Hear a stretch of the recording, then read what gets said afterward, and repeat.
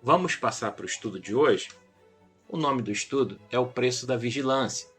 Nós vamos falar um pouco a respeito das novidades, né, que a vida secular ela produz, o sistema, né, estabelecido no mundo e o preço que se paga pelo crente para se manter, não é, vigilante diante desse mundo presente. Vamos trabalhar para o Senhor, vamos trabalhar para o bem da obra do Senhor. Eu gostaria de pedir a você que abrisse a sua Bíblia, o livro de Marcos, capítulo de número 13, os versos 32 e verso 33, e já deixasse também marcado o livro de Salmos, capítulo de número 127, os versos 1 e 2. Ok? Marcos, capítulo 13, versos 32 e 33. E Salmos, capítulo 127. Na verdade, Salmo não tem capítulo, né? É Salmo 127, versos 1 e 2. Bom, mas vamos ler o texto bíblico? Diz Marcos, capítulo 13, versos 32 e 33. Mas, daquele dia e hora, ninguém sabe, nem os anjos que estão no céu, nem o Filho, senão o Pai. Vigiai e orai, porque não sabeis quando chegará o tempo. E o capítulo 127 de Salmo, versos 1 e 2 diz: Se o Senhor não edificar a casa, em vão trabalham os que edificam. Se o Senhor não guardar a cidade, em vão vigia o sentinela. Inútil vos será levantar de madrugada, repousar tarde, comer o pão de dores, pois assim dá ele aos seus amados o sono. Bom, como nós já falamos, né, nós vamos falar a respeito do preço da vigilância. Antes do período bíblico, né, no período bíblico, as pessoas eram alertadas, não é, a vigiar, e o texto bíblico que a gente cita do Evangelho de Marcos, não é, ele faz parte desse compêndio, onde situações provavelmente menos perigosas, tá certo? Provavelmente menos perigosas e diversas quanto hoje, atuavam sobre as vidas dos seres humanos, né? Da sociedade humana daquela época. A gente vai falar um pouco, então, sobre essa questão da vigilância no cotidiano. Falando de vigilância no cotidiano, né?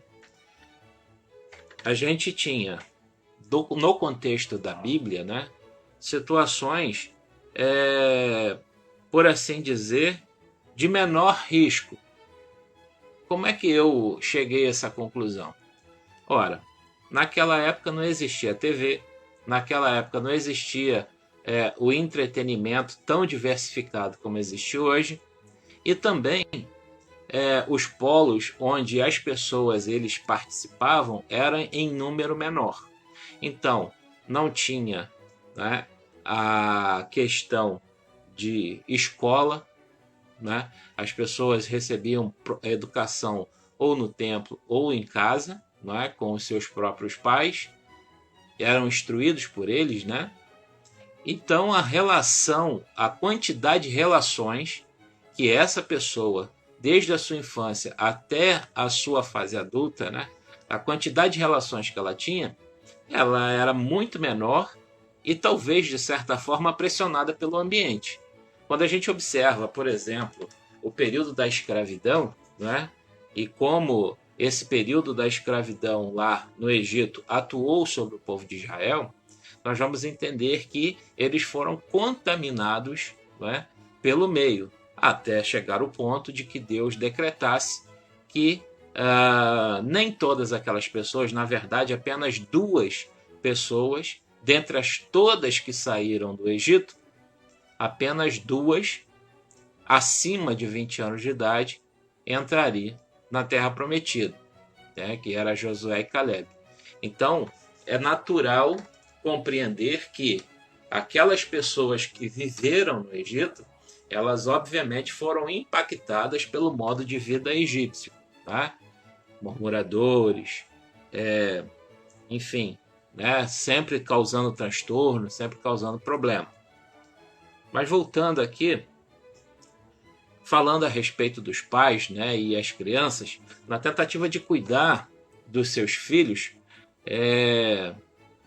eles se ocupavam, né, da instrução dos seus filhos na fé judaica e também nos meios de vida da época, né? Por exemplo, o José com relação a Jesus e a seus irmãos, ensinando eles o ofício da carpintaria. Pedro, não é, sendo pescador. Paulo sendo construtor de tendas.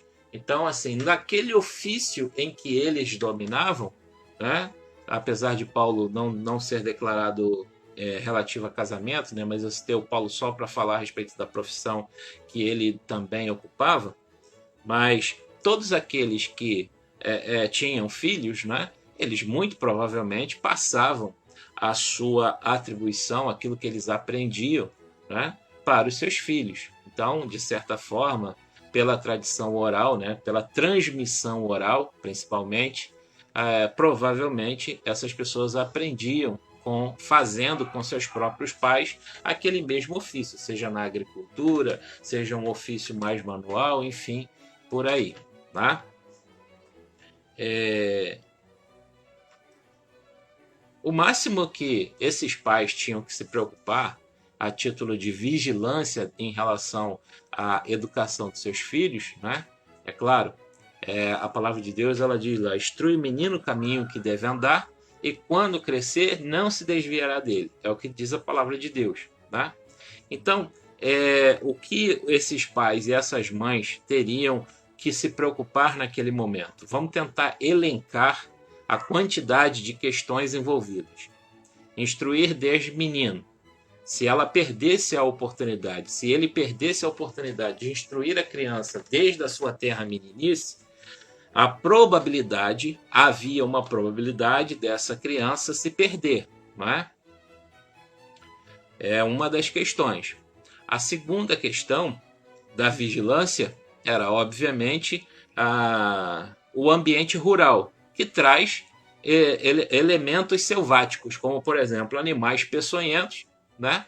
E animais selvagens. A gente vê a história bíblica falando, né, que Davi lutou contra o leão, veio falar que Sansão também lutou contra o leão, e lutou contra o urso, e por aí vai. Então, existia uma possibilidade deles serem atacados por isso, e isso era alvo de vigilância, de certa forma, né?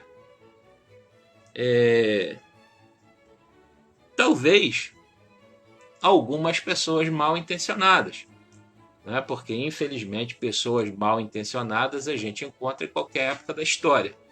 Então, possivelmente, algumas pessoas mal intencionadas também pudessem existir naquele momento, né?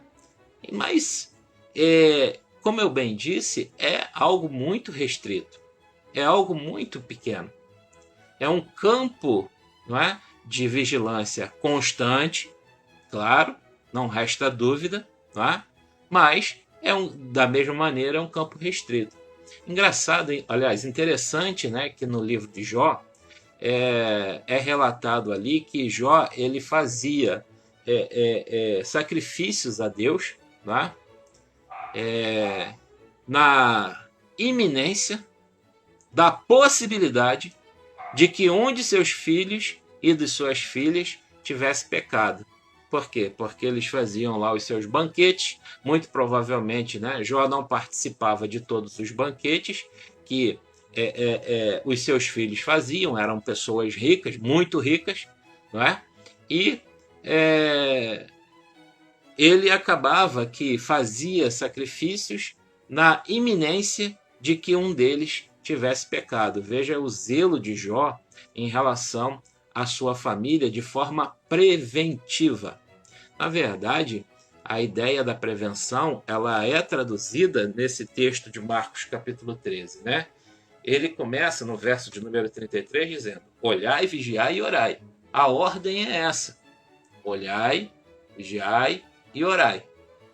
Então, nesse contexto, é importante que a pessoa esteja realmente vigilante, sabendo para onde olhar, sabendo o que ela deve olhar e sabendo que ela deve vigiar, né? E por que orar fica em terceiro, né? Geralmente a gente, mais adiante eu vou falar um pouco a respeito disso, mas geralmente a gente ora primeiro, né? Vigia depois.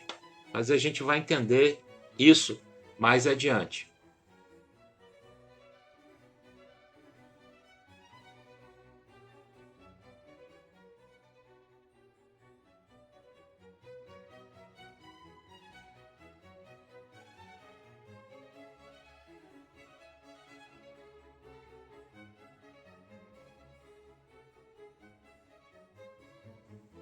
Bom, desde a pequena infância, né, em casa, e agora já falando do nosso tempo presente, né, é muito diferente.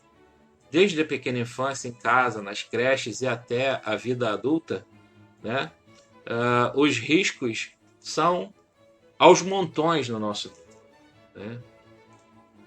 São abusos que as crianças podem estar submetidas, acesso a informações impróprias, precipitação da sexualidade, sensualidade e todo tipo de violência. Então é uma série de questões hoje em dia que desde a terra meninice a criança ela tem acesso. Ou melhor, falando de outro modo, a violência tem acesso à criança. Tá? E aí, para evitar essa questão, como é que a gente consegue resolver? A gente tem que lembrar que a sociedade ela mudou. E hoje em dia, até mesmo em lares cristãos, há, em certa maneira, a necessidade de que a mãe ela trabalhe, o pai trabalhe. Às vezes um está desempregado, o outro está desempregado, mas enfim, né? Pelas condições de valores de salário, essa coisa toda, necessidade de pagamento de contas, gastos, enfim, todo tipo de coisas, às vezes os dois trabalham. E quando os dois trabalham, quem fica com a criança? A TV, a creche ou a babá? Né? A cuidadora. Então, esse ambiente que foi gerado pelo novo tempo, tá? Onde, falando aqui a respeito, vamos separar por infância, depois a gente fala de adolescência, depois a gente fala de fase adulta, para que a gente possa entender os riscos, né? Por exemplo, apenas falando de filhos, e nessa relação pai e filho. A gente encontra, não é? Algo muito complexo para tratar no tempo de hoje. Por quê? Você não pode abdicar de trabalhar. Tá? Muitas vezes a mãe, ela é mãe solteira ou até o casamento terminou, enfim, está separado e tem que trabalhar. E tem criança. Como é que faz? Como é que faz para zelar? Né? Como é que faz para cuidar desse ambiente? Como é que se torna esse ambiente um ambiente acolhedor para a criança, para que ela possa ser instruída, como diz a palavra de Deus, para que ela cresça na graça e no conhecimento da palavra de Deus, para que ela cresça um cidadão moral, tá certo? De acordo com a ideia de moralidade, que aí a gente vai falar, mas você só está falando de Bíblia. A questão é que a moralidade ela tem base na religião judaico-cristã. Então o conceito de moralidade ele é um conceito bíblico, tá? E a gente não tem como fugir disso. O conceito de moralidade presente no mundo é o conceito bíblico, tá?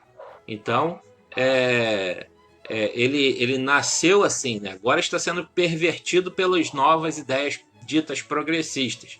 mas ele obviamente ainda impera, não é? O conceito de moralidade que impera é o conceito bíblico. Mas voltando aos riscos, né? E voltando à vigilância, essa primeira idade, não é? Como é que a gente vai fazer para tratar as crianças? Eu venho conversando com algumas pessoas a respeito dessa questão. Sobretudo quando a gente envolve um outro problema, que aí não na primeira infância, é um pouquinho depois, que é o quê? O tráfico de drogas.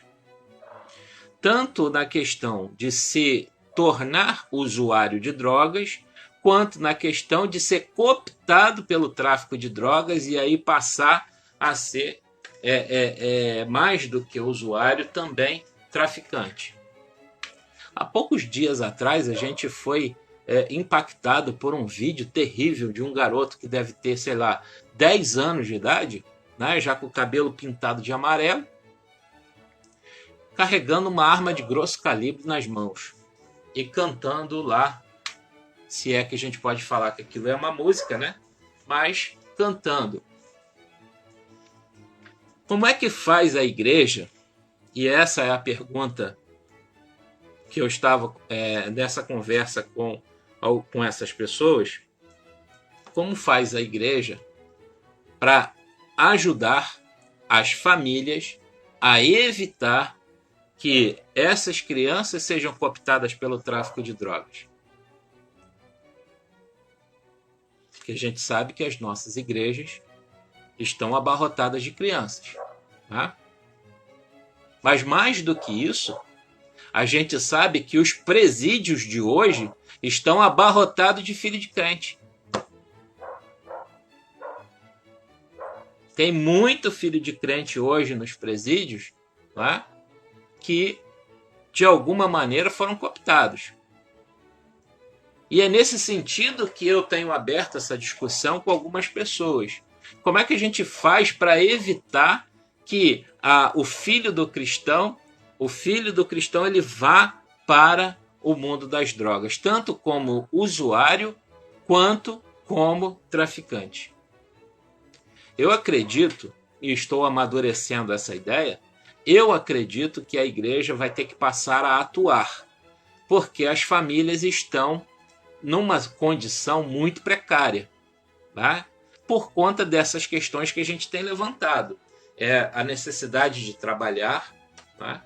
E o fato de a criança, de certa forma, ela ficar muito mais ligada ao mundo secular, porque ela vai ficar na creche, por exemplo. Um pai e uma mãe que bota uma criança na creche, ele vai deixar a criança lá naquela creche o dia inteiro. E deixando a criança na creche o dia inteiro, ela vai ficar, obviamente, mais tempo com os coleguinhas da creche, com os professores, o pessoal de apoio da creche, do que com os pais. Por quê? Você vai pegar a criança lá às 5 horas da tarde. Aí você vai ficar com a criança de 5 até 8, 9 horas da noite. Você vai botar a criança para dormir, tá? E no outro dia, 6 horas da manhã, você está empacotando teu filho para entregar na creche de novo. Pensa nisso. Quanto tempo e qual qualidade de tempo você está dando para o seu filho, para sua filha? Já pensou? E ainda tem o contexto de que quando você vai pegar o seu filhinho lá na creche, a sua filhinha, você leva para sua casa, o que você vai fazer? Você vai ficar cuidando dele o tempo todo? Muito provavelmente não, né? A criança fica ali do teu lado, está conversando com você, mas você está botando roupa para lavar, você está fazendo comida, você está passando roupa para ir trabalhar no dia seguinte, você está fazendo uma marmita, né, para aqueles que levam a marmitinha para lá para o trabalho. E esse tempo da criança não tem. Simplesmente não tem. Então quem está instruindo a criança no caminho do Senhor? Quem estaria fazendo isso? Ninguém. O máximo que você faz é você levar a criança no domingo na igreja. Aí você leva a criança na escola bíblica dominical domingo. A criança vai, Se tiver escolinha lá, ótimo, maravilhoso. Nem toda igreja tem escola bíblica dominical. Mas mais do que isso, a palavra de Deus, quando ela fala que a gente deve instruir o menino no caminho que ele deve andar, né, a criança, é estar junto com ele. Esse no caminho é instruir na presença, é estar junto. Então, nesse contexto, não é? Que junção poderia haver? Praticamente nenhuma. Qual é a saída para isso? Olha, aí é uma questão que você que tem filho hoje tem que amadurecer. Você que tem filho novo, né, pequeno, você tem que amadurecer essa questão.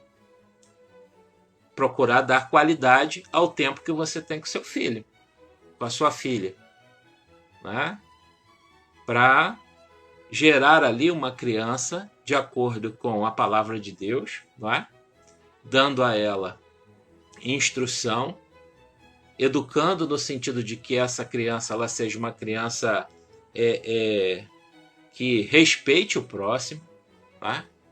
Que tenha condição de chegar numa escola, por exemplo, e tratar bem o professor dela, né? As outras crianças que lá estão.